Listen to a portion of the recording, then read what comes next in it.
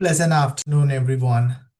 Thank you for joining this panel discussion on excelling in the journey of research supervision. My name is Duraisamy Saravanan-Kumar. I'm the Director, Graduate Studies and Research. It is always a great pleasure to welcome you to the Graduate Studies and Research panel discussions like this, especially this one on excelling in the journey of research supervision, which is planned under the Professorial Mentorship Caucus. Of course, the Professorial Mentorship Caucus is the brainchild of the principal, where we would like professors as senior academic members of the staff to share their knowledge, experience, and vision for the benefit of our researchers and improve the overall research productivity of the campus through various engagements. One such engagement is with the graduate research supervisors, where we would like our professors to share their experience and give tips for excelling in the journey of research supervision. Not only that, but also we want to encourage dialogue among our researchers on campus, breaking the faculty barriers and provide a platform for multidisciplinary research as it is evolving more than ever with climate studies, artificial intelligence, bioinformatics, application of mathematical, statistical, and geometrical tools. Coming to this particular topic of graduate research supervision, this is very critical for research development and productivity, not only for the campus or for the university, but for the region as the leading premier institution, which is having a high reputation for its research at the international platform. We all know what is meant by good supervision. It involves providing appropriate amounts of encouragement, advice, support, constructive and critical appraisal, pastoral care, encouraging and developing independent thinking, etc., etc. Again, if we have to excel, we need to cater for the specific needs of a student. It would be a case by case and not one size fits for all, especially when we have challenges and constraints bounded by our local settings and circumstances. One of the graduate students in the recent meeting shared that he was in class with a group of students and friends in his undergraduate program. When he joined the postgraduate program, he entered into thesis research. After completion of few courses, he felt that he was left alone with only source of advice and communication from the supervisor.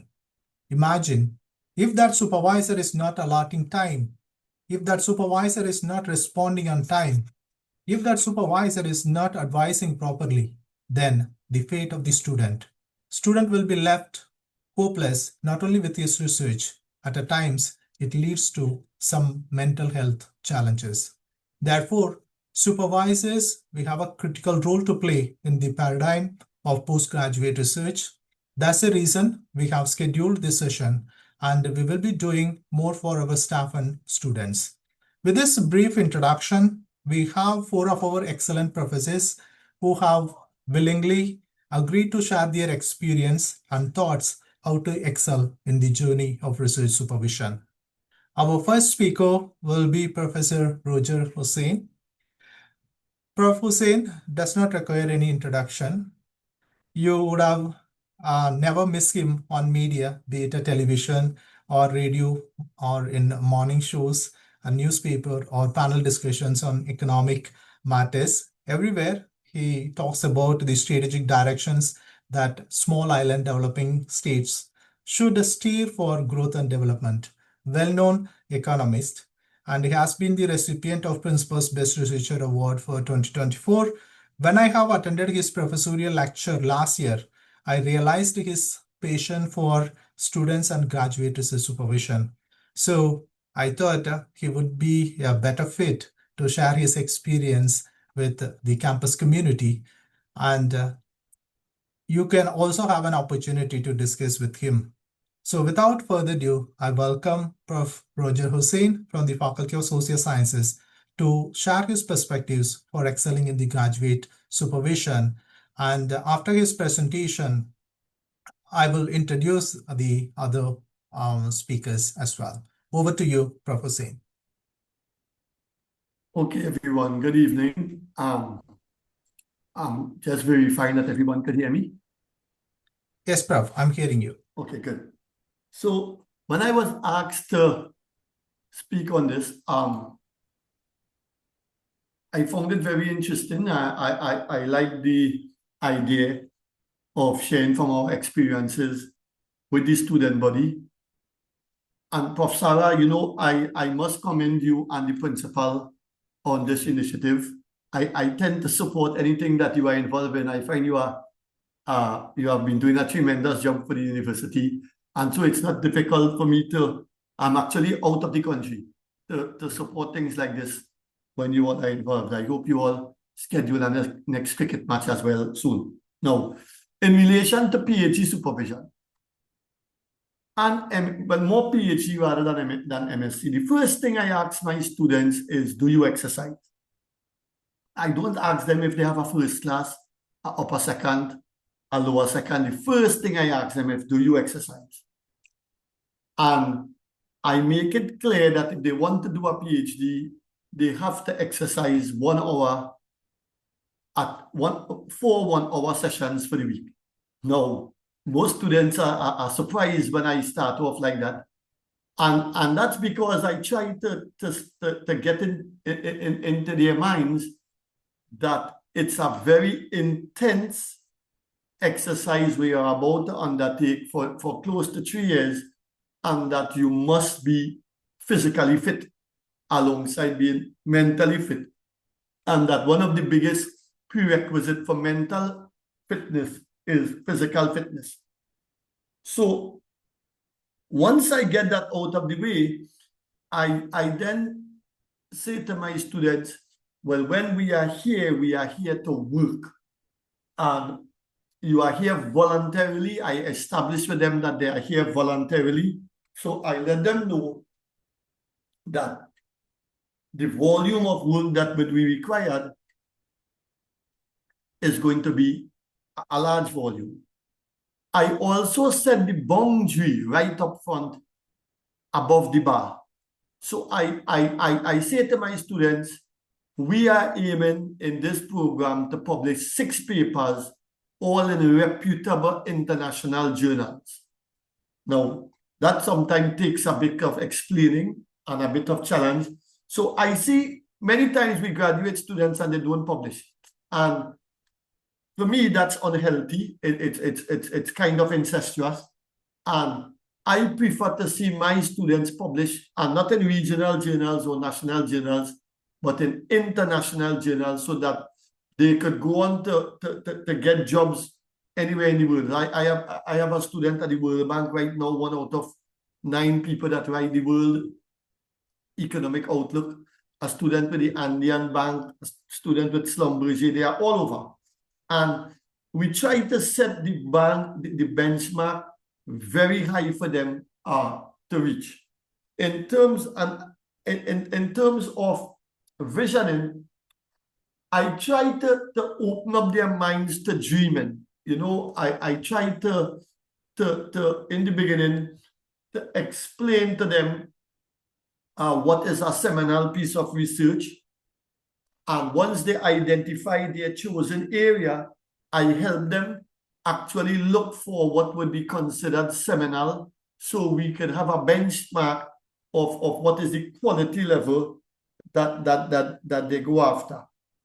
I treat it as a production function. I treat it as a firm, and we set tight production limits. One of the right up front, I ask a block of socio-economic questions. So if it's a working student, I have one particular pathway to treat with them. If it's a student with children and married, well, that's a lot of work, and I treat with them separately. And if it's a standard student, single, about 23 to 25 years, now come out of the MSc or the first degree program, I work with them on a particular pathway. And the key thing I push is discipline. And before we actually start the program, I say, are you sure you want to work with me? And I list out my rules. I say, I do not like people miss deadlines by more than 30 seconds.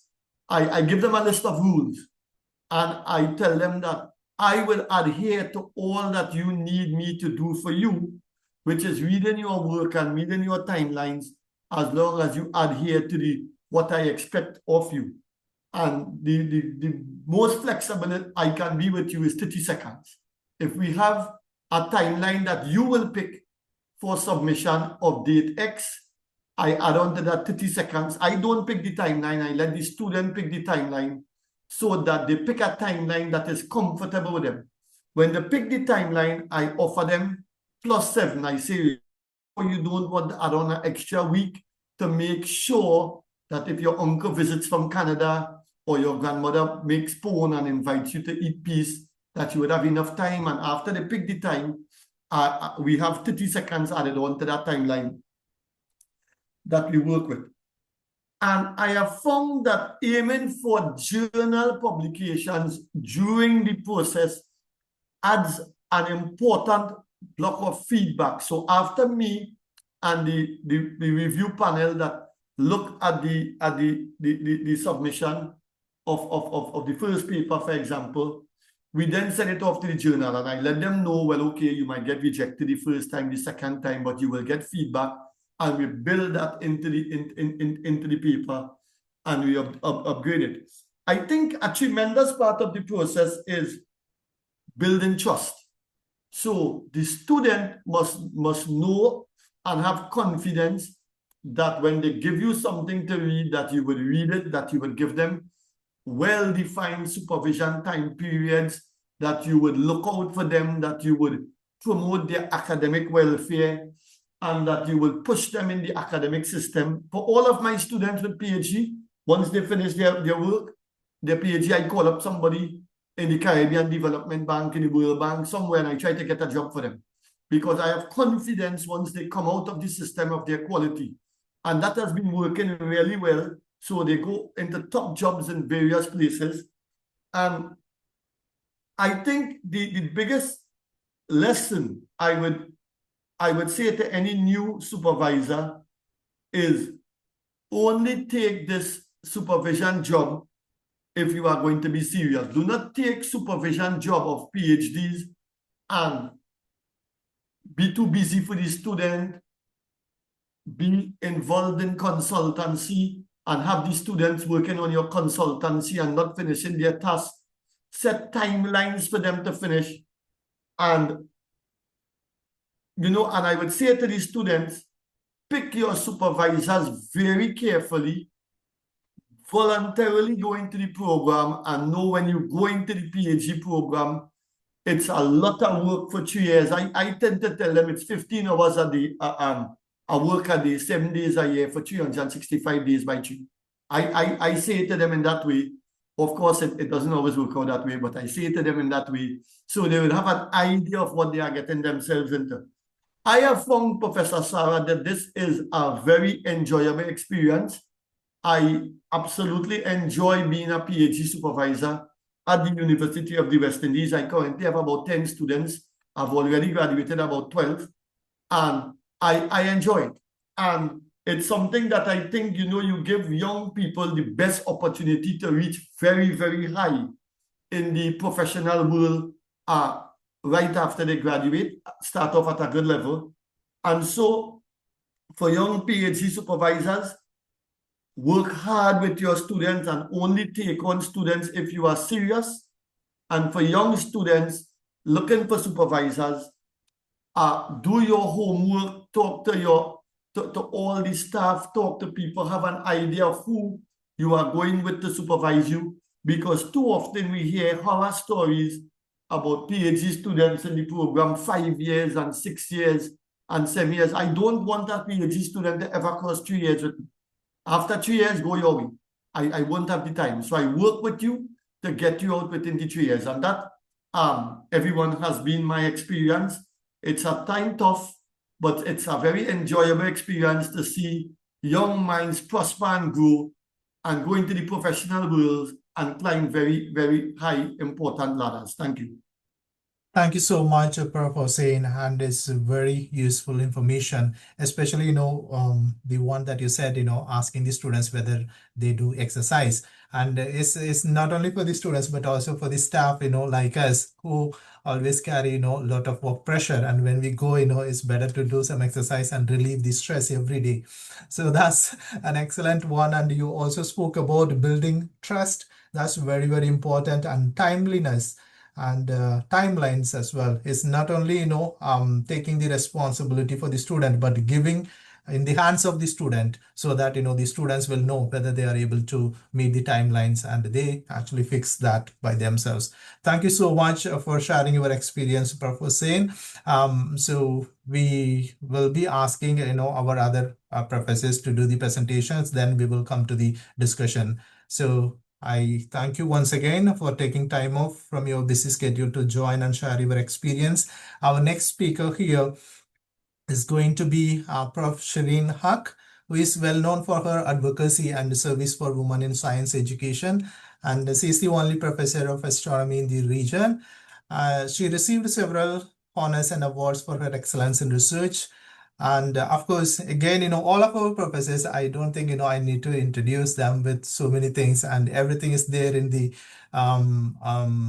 platform, online platform. And once you type the name, and you will find all of their citations and research papers and so many things, right? And Prof. Haque, I welcome her from the Faculty of Science and Technology to share her perspective, how one could be an excellent graduate supervisor. Over to you, Prof. Haque.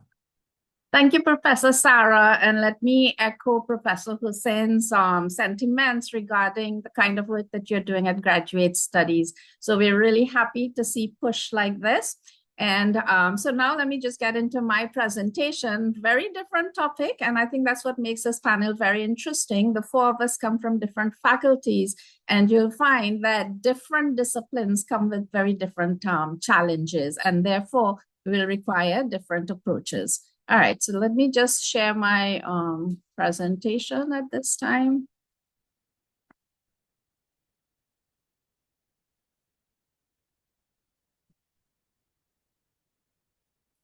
Okay, all right.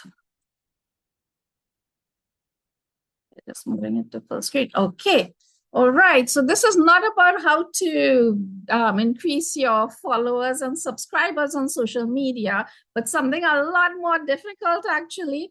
How to increase your graduate student numbers by, it sounds very impressive, right? By 1000%. But the catch is in a niche area. All right. So as I was already introduced, okay, so for audience, right? I'm an astronomer by profession. So it's astronomy. That's my research area. So let's economics, astronomy, right? Number of economists in the world, number of astronomers. So you could see the challenge that's going to come in an area which some of you may be as researchers, which is like niche, right? Sometimes it's called blue sky research. All right, so my story is a story of numbers, and being a story, I love to tell a good story, and a good story always begins with once upon a time. So sit back, folks. So once upon a time in physics department, right, at the St. Augustine campus, astronomy has existed from 1980s under Dr. Deepak Basu when he joined here. And for the first decade or so, how many graduate students were there doing astronomy? I mean, you're welcome to, you can make your guess as we go along the story. There were none, all right? So then we reached the 1990s. How many graduate students were there, right? What do you think? All right, so this is like almost 20 years later. So one graduate student, yes, you figured it out. Yeah, okay, yours truly. And so I went on to do my PhD at the University of Virginia, and jointly with UWI. And then it just so happened, serendipity happens. Dr. Basu, he retired, and I was lucky enough to be able to join the department as a lecturer in the late 1990s. All right, so now let's fast forward to the present day. And come on, if it's astronomy, and I'm sure you like sci-fi, many of you out there. So let's get into Doctor Who's TARDIS and fast forward to 2026. I almost overshot, I was going to say 2027. So how many number of graduate students we've had in astronomy since, right? Because now what I'm showing you is when you are in an area that's not popular, what jobs do you do? Okay, so there's my how to increase your student numbers by 1,000%. So of these, so far, 6 of them have graduated, 4 are currently registered. And of course, if you compare it to Professor Hosein's numbers, it looks much less, right? But there's a challenge here. It's astronomy. Okay, and so too many of you will be in niche areas. Now, along the way, I've had 2 students that fell through the cracks. So we're just going to talk about that what is it that makes students come to an area that is not that attractive for, let's say, getting jobs and things like that. But we have managed to get 1,000% increase. So the first step, you can't do well or experience supervision. And I saw the enthusiasm of Professor Hosein that he really enjoys the process. And you can't be there if you have no students. And, there are people who would have gone through their career doing research on their own without any students. Students are key to research. So the first step is, how do I go about getting students in an area where there's no obvious career paths? When's the last time you saw a job advertised for an astronomer, right? In the Caribbean region. It's an area that's challenging, okay? Depending on the area you're looking at. It's unsafe, Trinidad. I always have to warn my students that their safety is paramount because it involves nighttime work based on what you're doing. And who doesn't know how expensive astronomy is? All right. It's not, like I said, it's not like climate change. There are a lot of funding available. It was even once said that you can't eat a telescope, right? Meaning, what are you going to do with astronomy in the Caribbean? You can't feed people with it. So the people who come to me have the same experience that I had. You are told you can't do astronomy here. Wrong, you certainly can. And of course, you will never get a job with that, right? So how do we work with this? So of course, I know that astronomy has some of the strongest transferable skills. If you want a great data analyst, you want somebody with dealing even with finances, get someone who's trained in astronomy. So where do we get these students from? So one of the key things, do not underestimate the undergraduate student population while we are talking about graduate students here. That's where it begins. In your classes, light bulb goes off and many of them start at ground zero. So these, most of them are actually only is my current graduate student. At the time of this picture, she was undergraduate and dreaming of astrobiology, and all the others. We have a professor who is visiting from Canada there. So the undergraduate student, and many of them will volunteer their time, and over summer, can I work with you? And that is a conversation that needs to be encouraged because that's where it begins. In our faculty, we have undergraduate research projects. I think, almost all of my graduate students did a project in astronomy, and their eyes opened up. So student comes to you, they indicate interest. Believe it or not, Professor Hosein asks them if they exercise. I actually pretty much tell them, go away. I said, why do you want to do astronomy? Do you know how difficult it is? You're not going to get a job. I actually show them how challenging this area is. And you know what? When they keep coming back and they keep coming back, I smile to myself and I say, this student is serious. And that's how I take them on. Right? So you could say it's a risk, but it's a very, very important risk to confirm that the interest is there. Professor Sarah mentioned it. This is not an undergraduate class where you're teaching a class of 30 or 50. Each student is different. and you have to treat them on a case by case, a little psychology. Well, I have an MPhil in psychology. It comes in very handy. A next very important thing I've found, and that's why I'll briefly show you some of our projects, is to match the student to the project.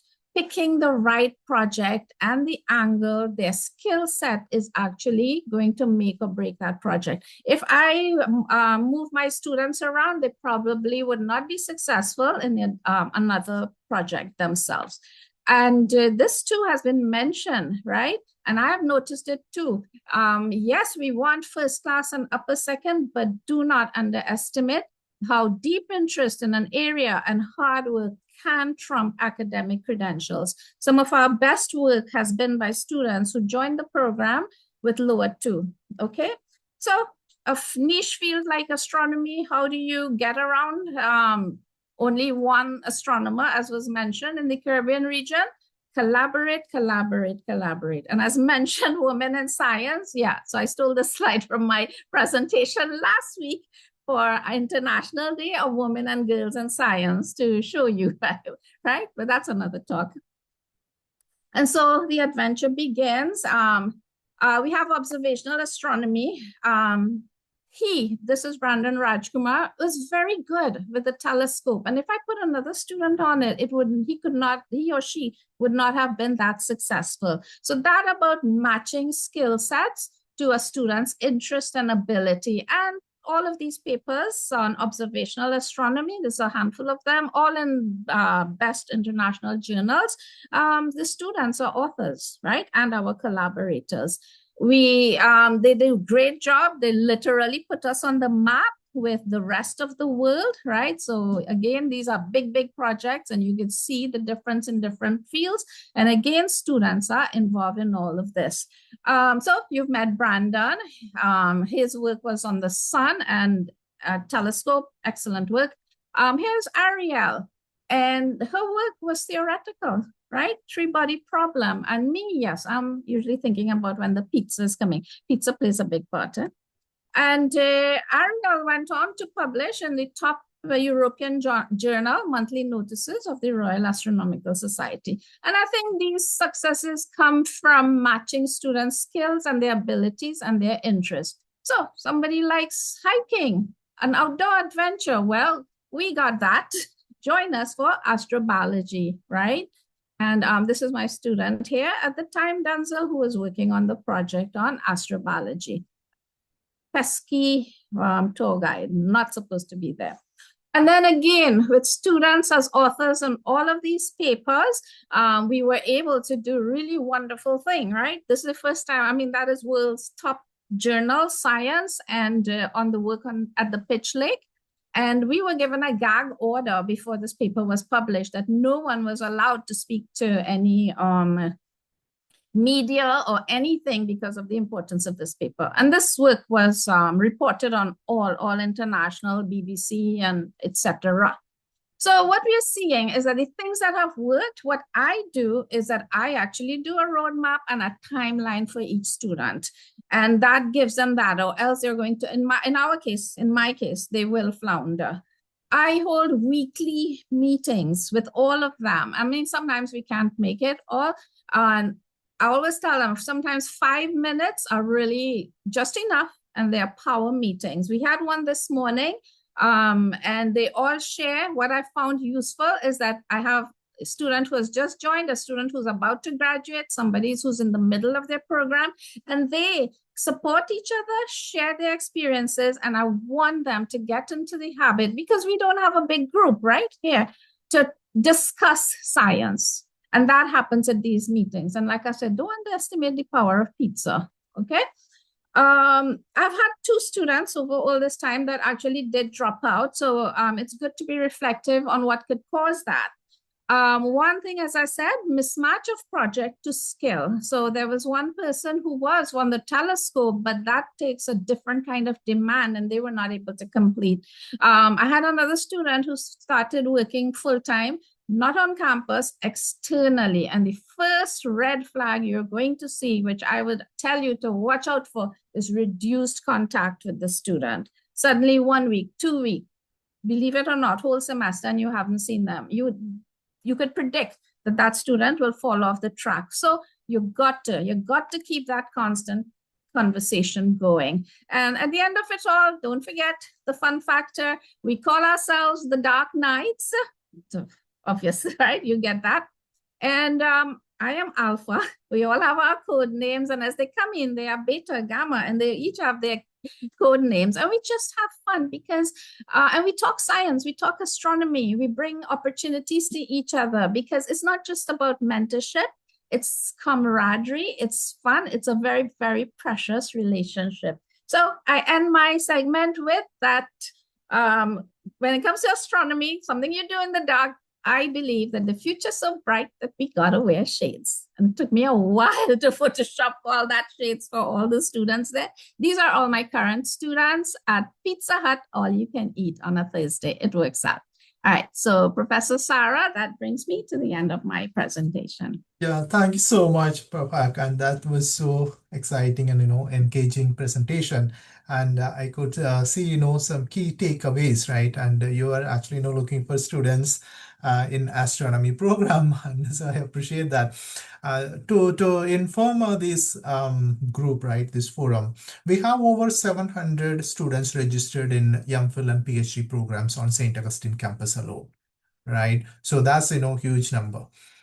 700 students in MPhil and PhD. So therefore, we have good numbers, and of course, we will do a lot better from our side to get students for you, Prof. Haque. And with respect to your presentation, I like very much about the team building, because the graduate students, when they come to the thesis research and they feel lonely, and they feel that supervisor is the only contact, but building the team with many of the other researchers in that team, it is very important, so that they feel that they are connected with other graduate students, and also it will help them to know the others' research, and will be good in building a team. And collaboration, you mentioned that when we don't have the experts, the graduate studies and regulations, we allow to have someone externally be a supervisor or co-supervisor or in the advisory committee. So we engage that because it is in the multidisciplinary research nowadays, and it is not necessary that all our researchers to be an expert in all field. Maybe we will be expert in one field, but the other field, if we need some support, and if that is not available here on campus, and then we are going to stuck with that research progress, then the student will be frustrated. So in that case, either we have to encourage the student to get that collaborator based on the research in that area of expertise, or else even as the supervisors, we have to get that collaborators and help the student in the advisory committee. So that way, I'm so excited with your presentation, and please stay there for us to have some discussion after the presentation from two more presenters. Our next speaker is Prof. Jerome from the Faculty of Humanities and Education. His research focuses on educational leadership and evaluation, emphasizing equity and the challenges faced by marginalized groups in Caribbean education. He is the recipient of this year's Principal's Research Awards for Outstanding Graduate Mentor Award for his excellent supervision of a PhD student. And of course, again, I would say that all our professors, they are well known for their research, as well as their service and contribution to the region. So without further ado, I invite Prof. Lisle to share his perspectives as well as thoughts about the graduate research supervision. Over to you, Prof. Lisle.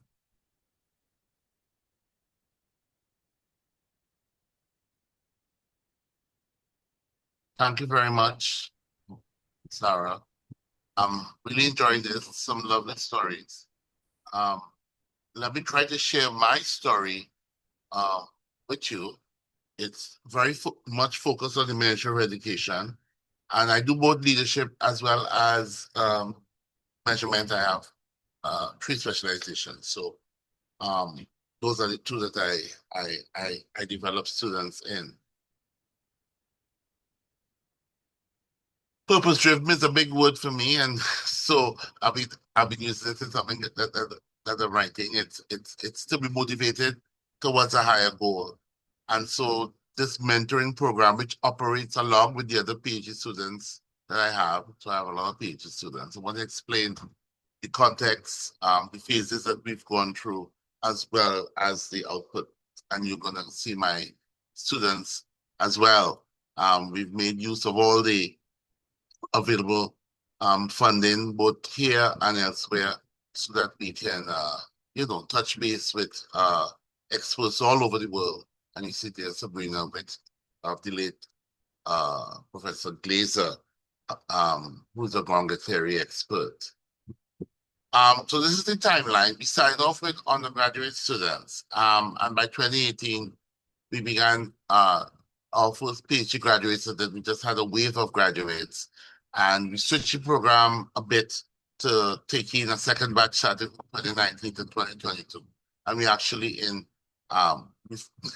even though I'll be retiring soon, we did take some additional students this year.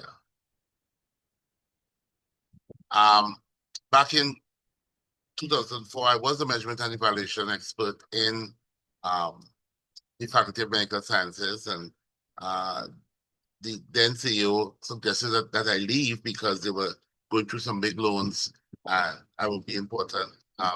It was a good time. I thought I was tired at the FMS, but what I did learn there is they're very excellent professors. Despite all the fights, brilliant professors, and their apprentices. They operated a very efficient apprentice system, which I've tried to learn from. When I came back to start off with really one student, but he said, no, I have 9 other scholarship winners for Varsity Teachers College. And he insisted that they stay and benefit from whatever I was going to give him, and that was important. Now, Umesh died, but the rest began a very important project focused upon children, which is why we do education. I had a lot of chances, Mitch given a lot of chances to work with them, and I was able to theorize about, what technocrats need. Other people have done that. So Singapore technocrats, there's a whole theory about how they come, how they develop the skills, but I don't think we've reached that. And so sometimes we struggle a bit, especially when dealing with funding agencies. But the students who have graduated and now in the ministry, they are a little bit better, a little too detailed, but a little bit better.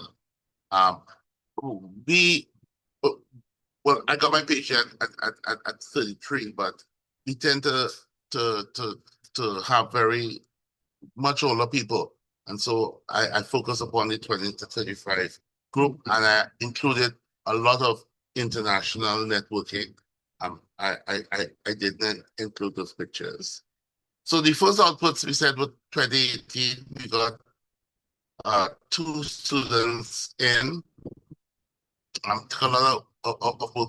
We do ask students to do additional courses, because one of the problems, education is in fact a number of disciplines, and so by having more than one, they're able to move and to be the generalists that some of the theoretical persons from the global north have claimed is necessary in our small island state. We had a lot of international success. We didn't get the high accommodations that we wanted. So here's an example of Alicia within honorable mention for her mixed methods thesis, which is still state of the art. And she had the then editor of the Journal of Mixed Methods. So that was a little sad for us. When we went to phase 2, we realized that more important than just the knowledge was the values. So building social justice understandings, understanding the people of the land, because what are you without having a passion for helping the poor and downtrodden? And yes, we do have a lot in Trinidad and Tobago. So we kind of switch to that. We continue the skill building, but we also focus upon interpersonal skills, team skills. And so this is the second phase, and you can see we began to travel in larger groups with stakeholders. And sometimes the students went alone, but they always went on networking exercises. We had the end game because it's my end game, but we took additional students because of the whole issue of school violence. So we do have some new PhD students who are looking at that particular issue. And so unfortunately, it begins again training students to be good technocrats. So here's a few good stories. We have the story of 2 Alicias. One person there looking at early childhood in the marginalized Mayaro community. That's a really excellent mixed method study. And then Alicia Lucien Batiste, she used narrative analysis. She told good stories about success in the marginalized schools. So all of it is held by the ministry. The ministry identified that school when we couldn't really do value added very well, but it was her school, so she began her study on that and very insights into how young people can beat the odds. Then we had data use, which was an important international approach, and also was encouraged by the CEO then. And then Sabrina, who is at the ministry, she is one of the persons who she has both reading and mathematics achievement, and she used Gronge theory, but she's also trained in multi-level modeling. So we tend to take a little more time, sometimes because they're part-time, but even when they're full-time, we just think education is not as simple as people think, so you just have to add the skills. And of course, the recent award winner, Namala, who has a very good study of SBA formative assessment. And we included a UWI technocrat who did constructivist Gronge theory, Kathy Ann, looking at student retention in higher education, which we also have an interest in. Stories to come this year, important year for us. Tracy has orals next week, and she's looking at student creativity. Again, very strong methodology, which tends to be weak in people of the Global South. Most of the students can easily move between qualitative and quantitative, and good to excellent in mixed methods. Ambika, who answered questions that I wanted to find out about why there's such a gap in some areas using ethnography. Again, it can be done in 2 or 3 years, because you have to go. She's looking at 10 schools. You have to become a participant, but she was already an officer of the ministry. But to be there to do the field work, and Rena, who is looking at formative assessment in a high tier school. Again, 3 groundbreaking theses at the end. There are others, but what we learned from all of this, I guess what we can give the students, and I don't want to tell you that I do involve my students, and I now regret I didn't involve them more, because when they get promoted, they need that experience to be successful. So what we give them can help them navigate across to their destination. It's their destination, but our job is to facilitate and help. So again, I'm very appreciative of this. 2 final pictures. The students are, of course, outside of me. This is Sabrina doing multi-level modeling, and recently the military education had a seminar where they highlighted some of the work done at both the master's level, and some of the students are now at the PhD level. Those 3 of those students are doing PhDs. So thank you very much, and I look forward to any questions. Yeah, thank you, Prof. Lisle. And it's very interesting presentation about, the mentorship as well as the number of students that you have graduated, right? And not only as a mentor, and you have said, we are guiding them to navigate to reach their destination, right? And which is very, very important. And also the stakeholder networking, which is, again, another important aspect that we have to build that for our graduate student research. Especially in the Faculty of Humanities and Education and Social Sciences, where they have a lot of community involvement and stakeholder involvement in their research, unlike in science research, where we have most of the things being completed in the lab setting. So therefore, it's very interesting. And thank you so very much for your presentation.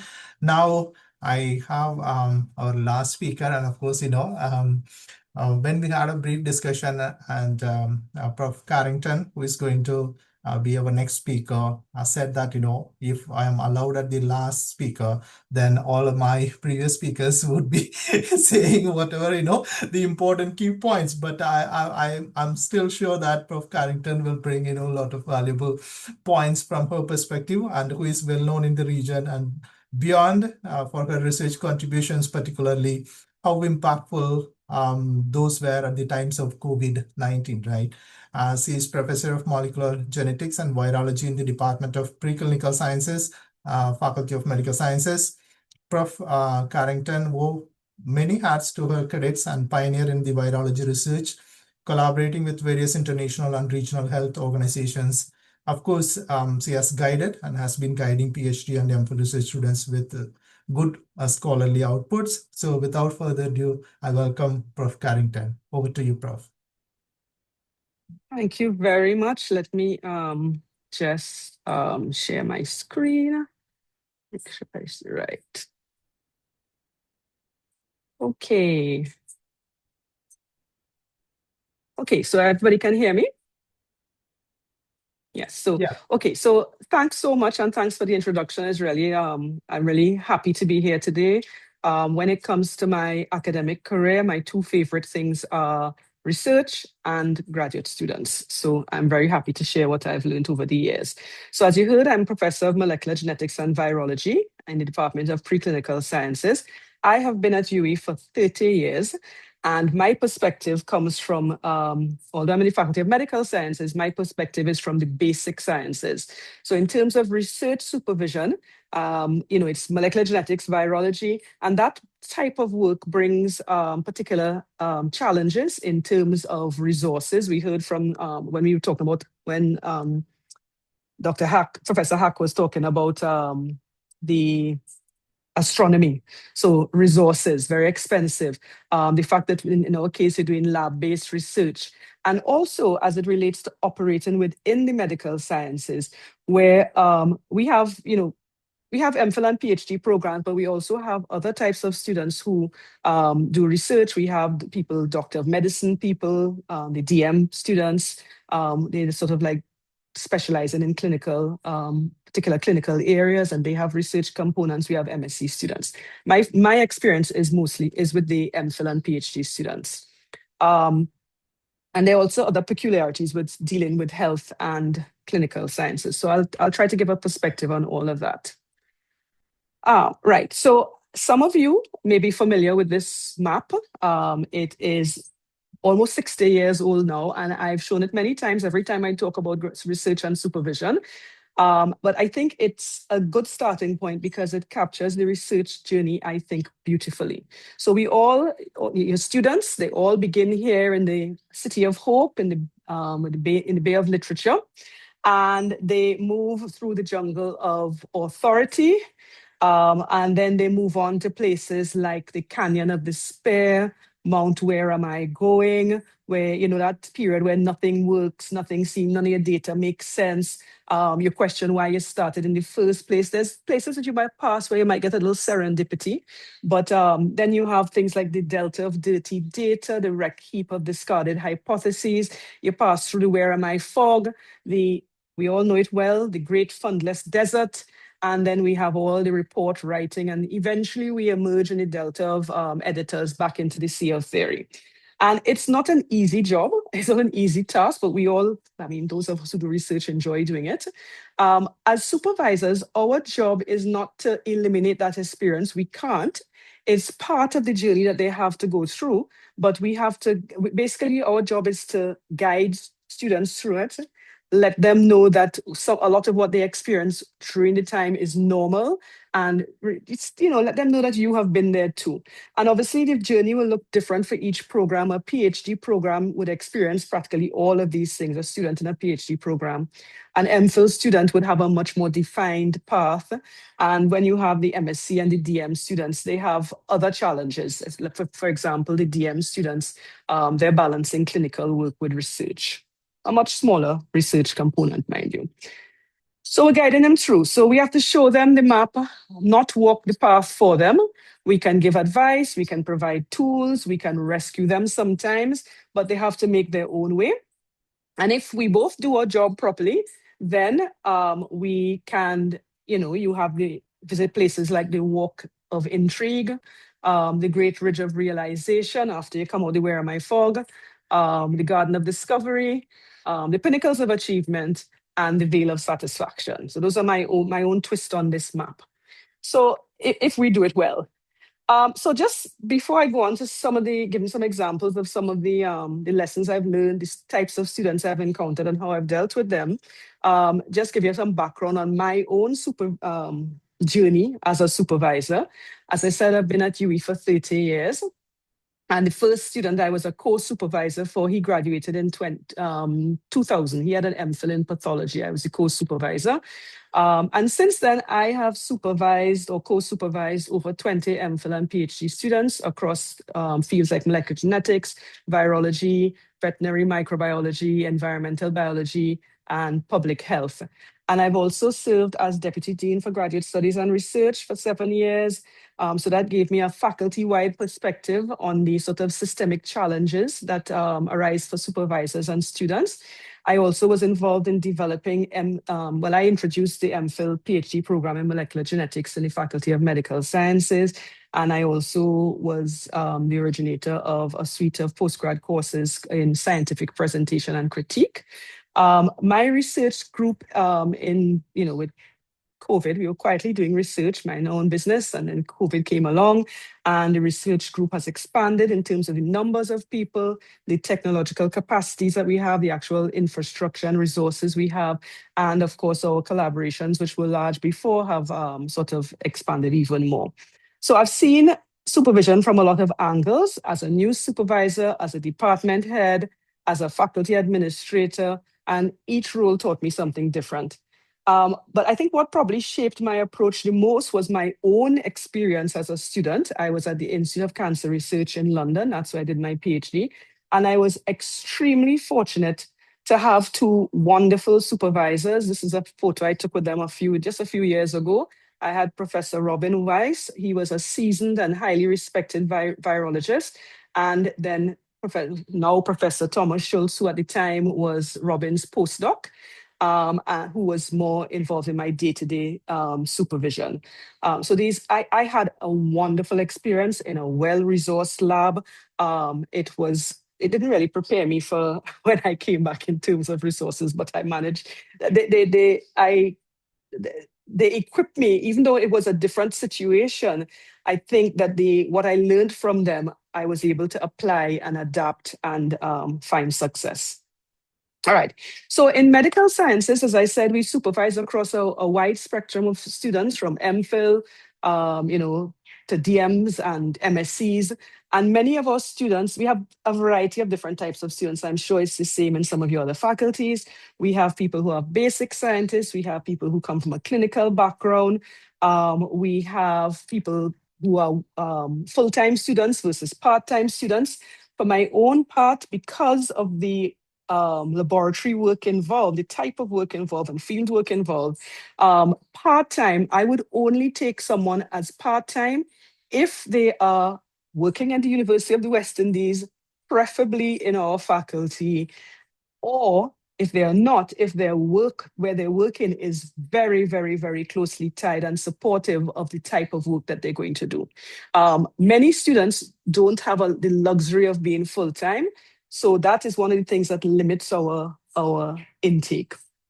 You have those who have young children, some are caring for elderly parents, and all of these, their experiences and their situations will shape the expectations that they have. And the key point, I think, is, well, besides recognizing that they are not just a brain on a stick, I think you have to recognize that one size does not fit all. And good supervision starts with understanding who your students are as a whole person. I'm very much the type of person who I'm very close to my graduate students. I am one of the people who advocated for supervisors not being examiners. When I first came to UWI, supervisors could examine students. I did not like it at all because I think it's a terrible conflict of interest, especially where I supervise students very closely and we have a very good rapport and, I have a very flat, it's not very hierarchical group, basically. All right. So this graph here just shows it's a framework of supervisory styles. And there's 4 quadrants based on the level of structure and support that the supervisor provides. So you have a situation where you have low structure and high support, a sort of pastoral approach, warm and caring, but it may lack clear direction. You have a contractual style where you have a lot of high structure and high support. And in that style, you have very clear expectations, good time management, interpersonal skills are used. This research style is associated actually with the best outcomes, apparently, according to research. And supervisors whose students finish on time and report high satisfaction with their in their program, they usually are associated with this style. It's clear expectations, good planning, and interpersonal use of interpersonal skills as well to give support. This sort of directorial approach where you have very high structure and low support, lots of direction, but it may not be attuned to your students' personal needs. So you have to pay attention to that. And then the other one is sort of laissez-faire attitude where you have low support and low structure, not recommended. It appears uncaring, not just uncaring, but uninvolved, and it's really effective. So, as you move forward in your journey as a supervisor, you have to ask yourself, which one of these am I? Do I want to shift? But I think the important thing is that during a student's journey, you don't stay fixed in one quadrant here. You need to be able to transition between styles based on the student, the stage of their program, and whether they're having what situations arise. So like an early stage student might need more sort of directorial research. If you have a confident mid-stage student, they may benefit from a more contractual approach. And then if you have a student who's in crisis, at a time of crisis, you have to transition to the pastoral care. And of course, very importantly, when you're taking on a student, you have to know, you can't, yes, you have to try and move between these different styles, but you're going to live mostly in one, and you have to take on students who are matched to your sort of predominant style. I love this slide. It's another one I always show. So it says 9 types of principal investigators, but I usually change this to supervisors. And I don't have time to go through it now, but basically you have different types and all of them have positives and negatives associated with them.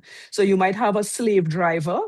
The positive of that is you get a lot of work done, and the negative is you forget your spouse's name. Okay, so you have somebody who's a rising star, very exciting ride, but they don't have much time for you.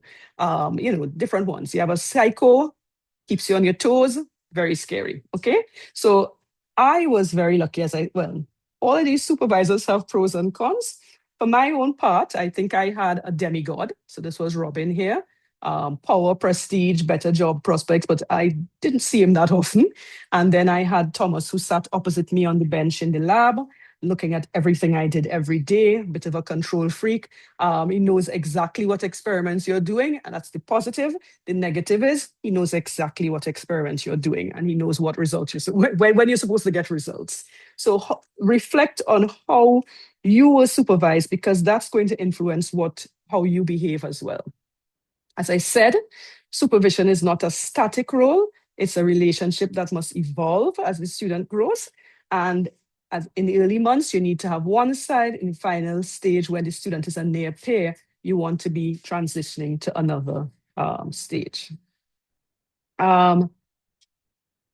Right, so I won't go through this because I think it's been mentioned. There's a lot of reasons why students get held back. The key thing is understanding the barriers in the first place, and you cannot fix them, but you have to be aware. You have to be empathetic, and you have to be proactive in your advocacy for that student. So you have to be able to point them in the right direction for help, okay? So I just want to talk about 3 students I've had. I'm not calling any names. Mind you, if they saw it, they would recognize themselves. So the first one, this one is who I call the perfectionist. She's graduated now, a dream student. She's brilliant. She writes beautifully. She builds. She's excellent at building relationships with collaborators. She's very careful about her laboratory protocols, but that strength was also her Achilles heel. She wanted everything to be perfect before she started. So in our setting, where equipment is not available, reagents might be delayed, you sometimes have to improvise. That sort of perfectionism can become paralysis. So to get her to start an experiment or a series of experiments was very difficult. If she started it, she'd do it properly, but it would take forever to get her started. And what I try to do is to sort of create a safe space for her imperfections. It doesn't have to be perfect the first time. Remind her that science is iterative. We try and it doesn't work, and we change, and we try again, we do things differently. So run the experiment and try and optimize it. We can work on that together.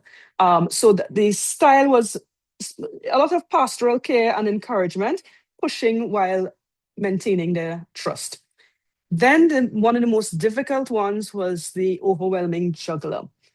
This one didn't have a positive outcome. It's a much harder situation. There are real life pressures, family commitments, financial constraints, working almost full time, working several jobs at times, and not, but also didn't really, I think she didn't have the brain space or the mental space to be taking advice. So a lot of what she should have been doing was sort of put on to others. A lot of meetings canceled, quite unrealistic about where they had reached. And at some point, I think we delayed it too long. We have to have a difficult conversation. Can you realistically complete this program right now? It has to be done. Is it better to, you can try with the leave of absence and things like that, but sometimes after the leave of absences have been exhausted, it's better to leave. What I learned is that leaving that conversation too late was worse, and not having that conversation is worse for both you and the student. Then another student, he was a real self-starter. He operated like a postdoc from the beginning. Any job he has had, he operates as if he's at the level above that. You send him to international conferences, he'd come back telling me who we're going to collaborate with. I met this person, we need to do this with them. He's always scanning the land. He was always scanning the landscape. He used to leave 4 days a week, going into the forest with 50 pounds on his back, hiking for an hour and a half, setting up equipment, going back the next day. Really, really motivated and hardworking. One of the things I liked best about him is that he wasn't good in everything, but he would identify strengths and skills in others that he admired, and he would actively try to emulate them. So he would say, I want to give a talk like so-and-so. I want to be able to write like this person. And so he would go. And, he also had many other interests outside of academics. He did ballroom dancing, and he was a very rounded person. He finished very much on time. He got a postdoc. He's, with one of our international collaborators doing very well. And the lesson with him is that sometimes the best supervision is knowing when to get out of the way and let the student do their thing. So he got a lot of space and freedom to lead. So, the perfectionist needs encouragement and permission to be imperfect. The juggler needs honesty and boundaries, and that self-starter needs space and trust. So, different approaches for different students. I think this was touched on by one of the other speakers. When you're supervising research in a resource-limited setting, you must be open and you must collaborate. This is not a space in which you can be secretive about what you're doing or nervous or paranoid about, somebody's going to steal my work. You have to take that risk. You must collaborate. You have to be creative. You have to send students abroad for training when possible. Not only does it open their world, they bring skills back. So make sure they bring skills back, make sure they bring knowledge back. Very importantly, you have to spend a lot of time developing and really protecting collaborations that you have once they are respectful and mutually beneficial. There's a lot of people out there who are happy for you to pack something in a box to be a post office. You pack samples in a box, send it to them, and yeah, we'll put your name on the paper. That does not work.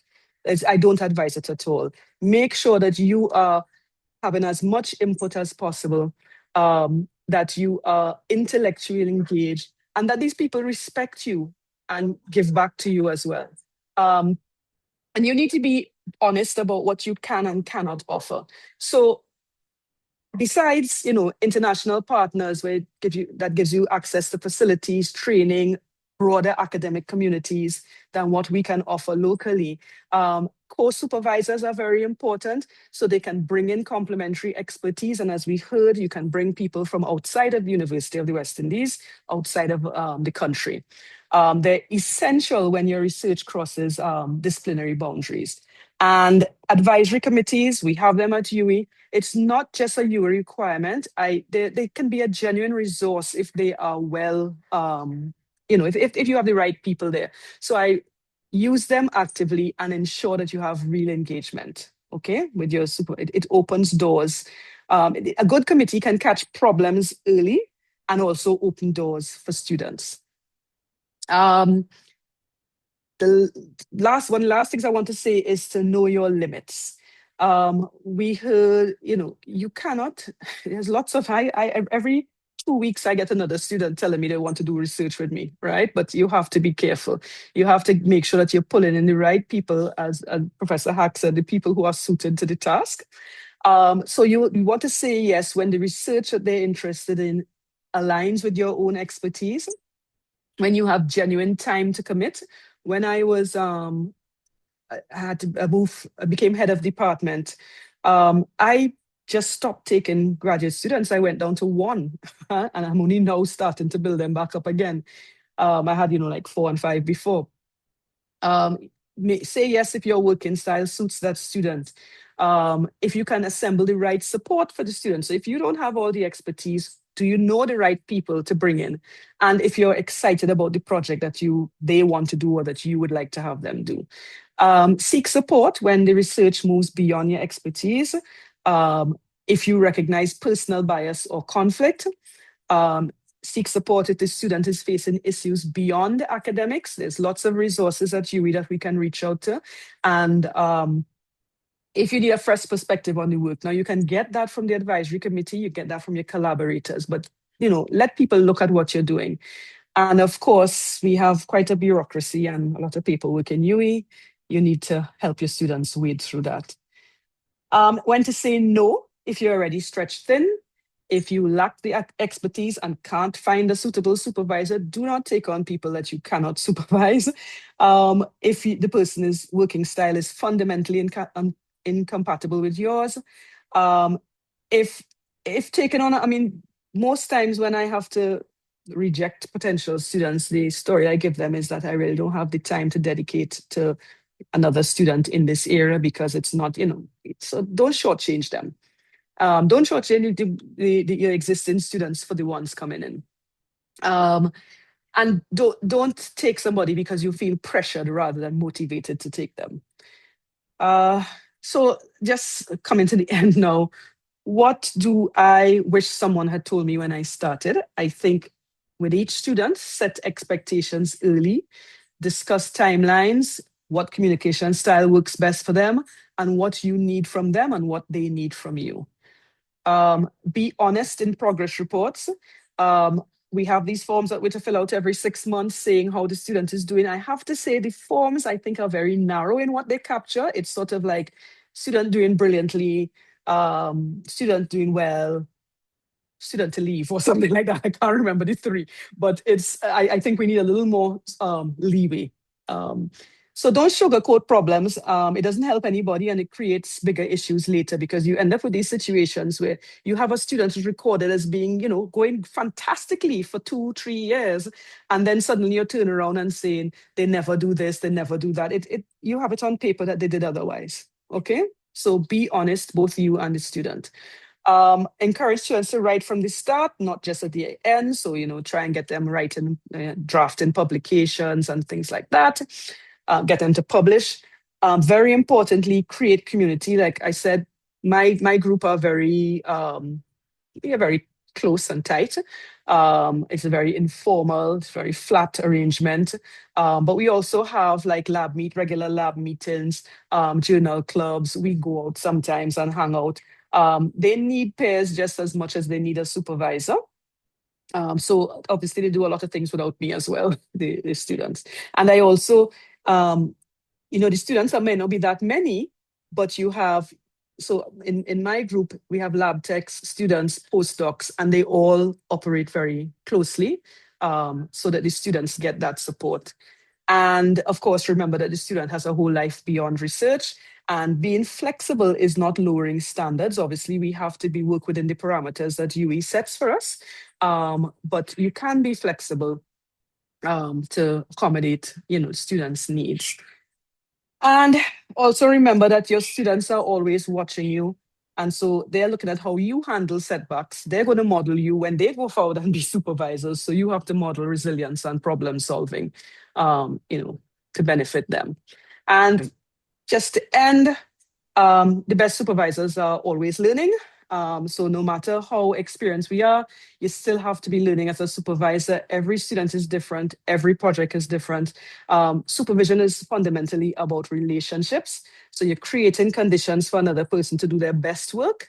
And it's about being honest when things are not going well, being flexible when, life intervenes, being generous with your networks, your collaborators and knowing when to step back. So I look forward to chatting with you all afterwards. Thank you so much.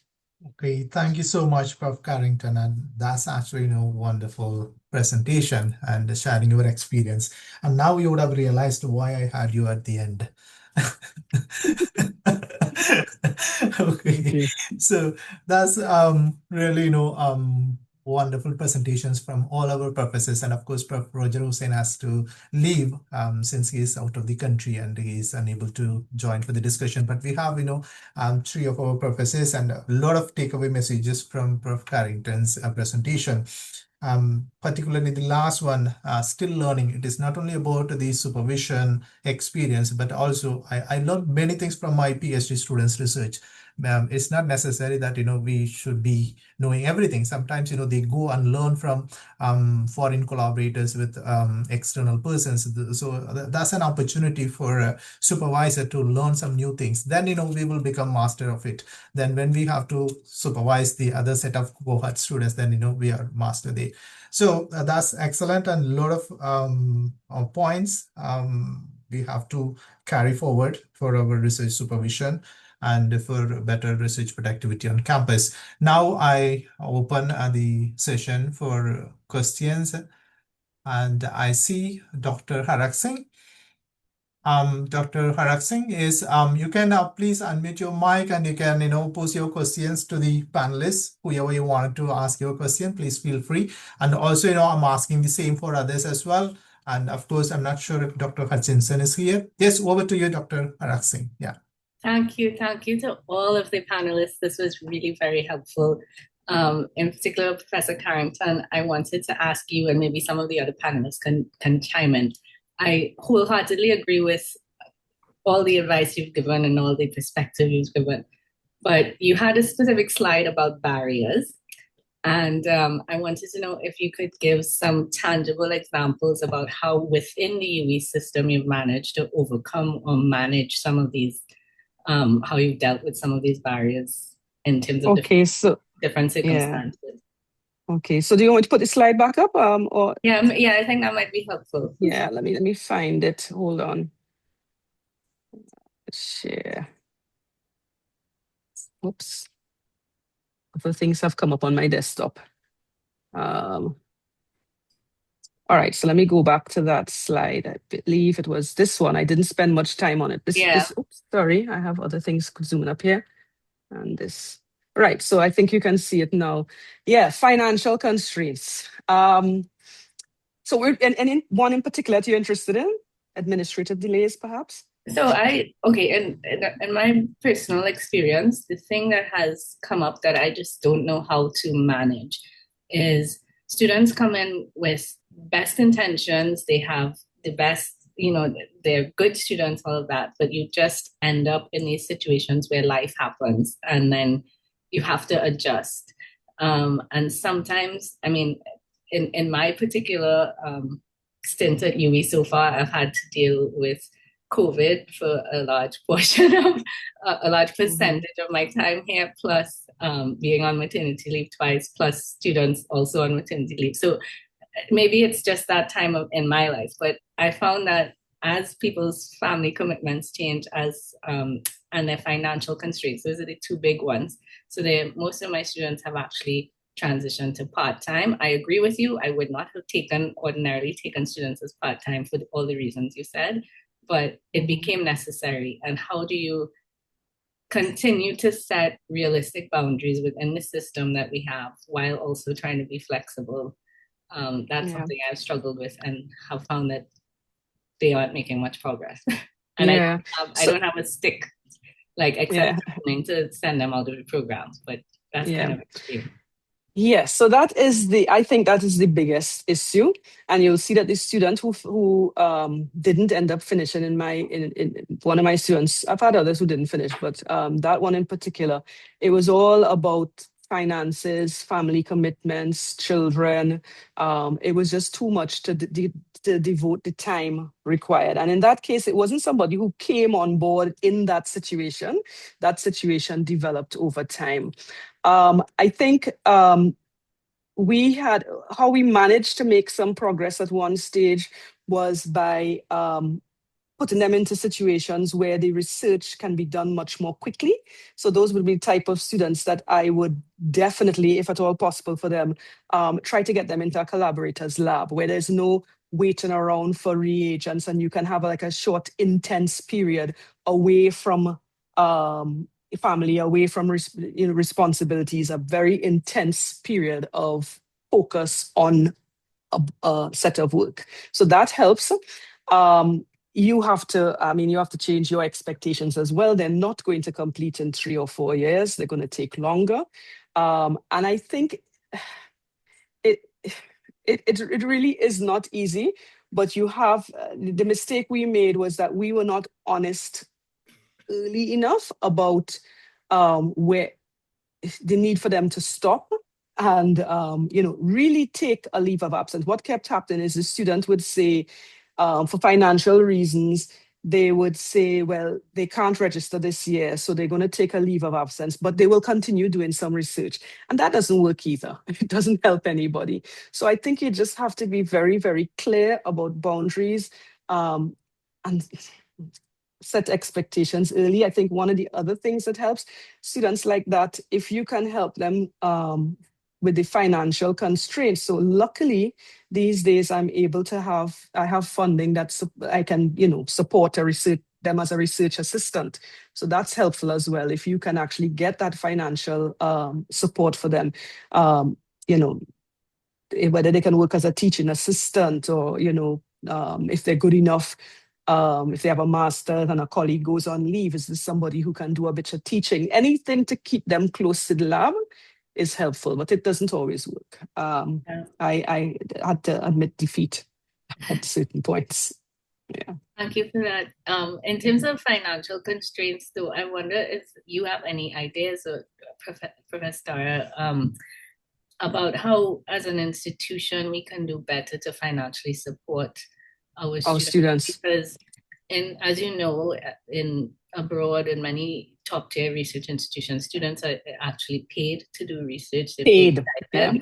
And this is, I think, the main reason why they're able to give their most productive time and brain space and the best hours of their day to the research, and that's where it progresses. And we simply don't have that.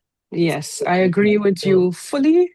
Money is not something that flows at UWI or anywhere in the world right now, so it's difficult to make that argument. But I strongly believe that research students are contributing to our UWI ecosystem. They're, if we pay them to do the research, then we get a more output. But if we pay them, we must have, you have to have even more strict boundaries and let them know the expectations. If they're getting money, they have to produce.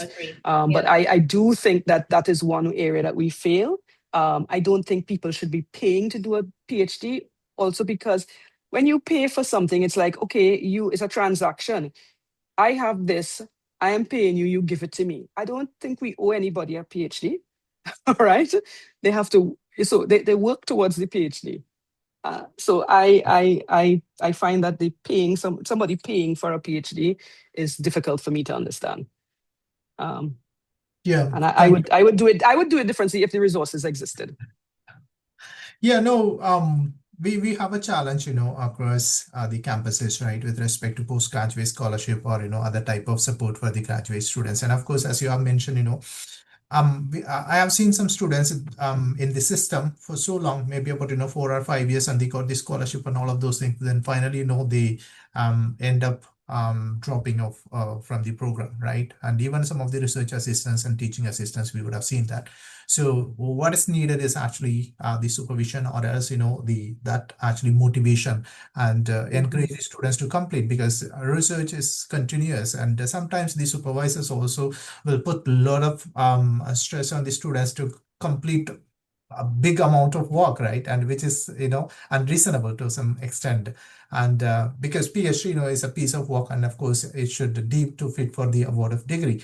And it's not that they have to spend like 8 years, 10 years. So the specific objectives, and once they complete that work, and they should be encouraged to complete the thesis and to get away with it, and they can come back and do a lot of other things for their research as well. So there should be some specific criteria that is very, very important. And I'm seeing a question. I think Dr. Hutchinson, she actually asked the question to Prof. Hosein: how do you best manage mature students or those married with kids? Since Prof. Hosein mentioned this quickly in his presentation, though he left, actually, he sent his response to Dr. Hutchinson's questions, right? And his response was, first, I discourage them.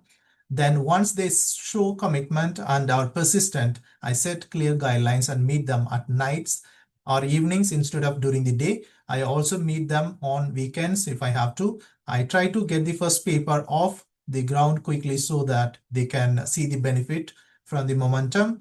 In the end, it's a team effort, and the outcomes depend on how hard the mature student will work. So that's the response from Prof. Hosein, Dr. Hutchinson. Any other questions or any other comments that you want to make based on your experience?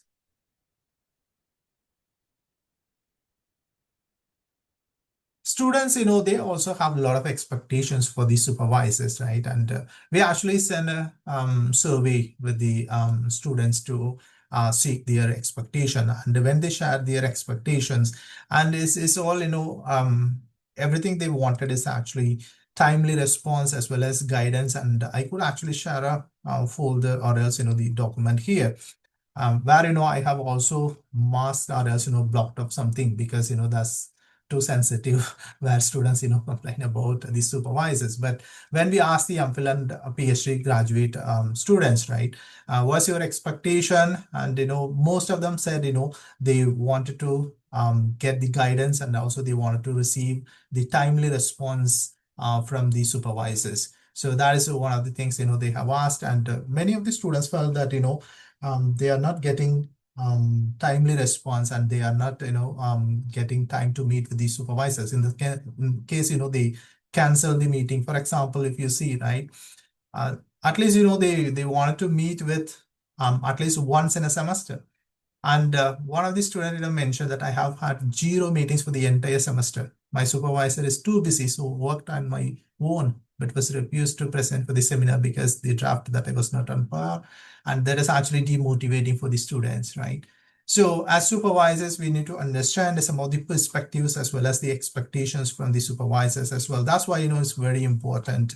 All of the students in their response, I noted that they want at least, acknowledge the email or else, the message that was sent from the student saying that, I'm available or else, we can meet and I received your email and give some reasonable time to review the documents, whatever they send it to the supervisors. That's very important. And another thing is actually once they are unable to provide any expert guidance, it's better to get the co-supervisor or else, someone who could guide them and include them in the advisory committee. So I could actually share, some of these things with the participants of this panel discussion so that it's not that, the supervisors, we are doing an excellent job, but, the students don't understand. There are students who also would like to get the support from the supervisor. Sometimes, we have our own challenges within the supervisor ecosystem. So that's why we have this type of sessions so that we can encourage and motivate our young and early career academic staff to get the supervision going in an excellent manner. Then other thing is professors on all faculties, and they are encouraged to have the early career researchers in the advisory committee so that they will get the experience, the supervisor experience in that panel. So we have 2 more minutes. I'm not seeing any hands, but I would like to get, final comments from all the panelists, maybe 30 seconds each. And then, we will wrap up this session. And of course, we will be continuing this type of sessions during this semester as well. So first, let me ask Prof. Haque, then Prof. Lisle, then Prof. Carrington. All right. Are you hearing me? Yeah. Yeah. Oh, yeah. So 30 seconds, I think one of the most important things I tell my student is because I want to keep them on track with this weekly meeting, that if you've achieved nothing in this particular week, come and report to me on 1 paper. And that's the minimum bar I have for my student, because everybody can do it. You can find 1 relevant paper on your research area. Let's talk about it. So that's my 30 seconds of advice to keep them on track. Thank you. Prof. Lisle, yeah. Yes. Well, I mean, some pretty good questions were asked about, for example, the funding. We've never had funding in education, and then we went through a phase under the Manning administration where they talked about, first class undergrad straight up to PhDs. And so we had all these students who had funding, and then in the administration that followed the UNC, we actually asked for a scholarship on computer adaptive testing, and we got it. You still have to supervise effectively, whether the student is funded or not. If you don't supervise effectively, it all falls through. So looking at building those skills is something important. Thank you, Prof. Prof. Carrington. I think be fair to your students. For me, I think one of the places I see when students suffering is when supervisors don't give them credit that is due to them when it comes to publications, putting themselves first when it's the students' work and you should really be last, if anything. giving them the opportunity to do things by themselves, to go to, spend time with collaborators, learn from them, come back and teach you something. So giving them that independence and giving them credit where credit is due. I think that's a great motivator. Okay. Because without them, none of us would be anywhere. Right. Sure, agreed. So thank you so much to our professors for being panelists for this wonderful session, and I think a lot of takeaways. And I'm not going to, I can list all those takeaways, and certainly we will be sharing the recording of this session in the YouTube so that you can share it with your peers as well. Once they don't have time to attend this session, then all presentations will be made available to you as well. And also I want to take this opportunity to thank all of the participants. I know everyone is busy, so we don't want to schedule the sessions for 2 hours or 3 hours. We wanted to have it like 1 hour 30 minutes. I'm glad that all the presenters, they kept within their time, but at the same time a lot of information. So thanks to all professors as well as to participants, and of course to my team, and also marketing and communications, Josan Green. Thank you so much for all your support. And of course we have colleagues from the Office of Graduate Studies, our AR, Mr. Maniram, and also the team joined. And thanks for everyone's support, Joel, Jordan, and everyone, right? So with that, have a wonderful afternoon, and let us continue this series and let us continue this dialogue with our professors so that we can have better engagement. And also if you have problems and the challenges, we can share and we can discuss, and we will try to navigate how we fix and resolve those challenges. With that, once again, thank you everyone. Have a wonderful afternoon. Bye everyone. Bye. Thank you. Bye-bye.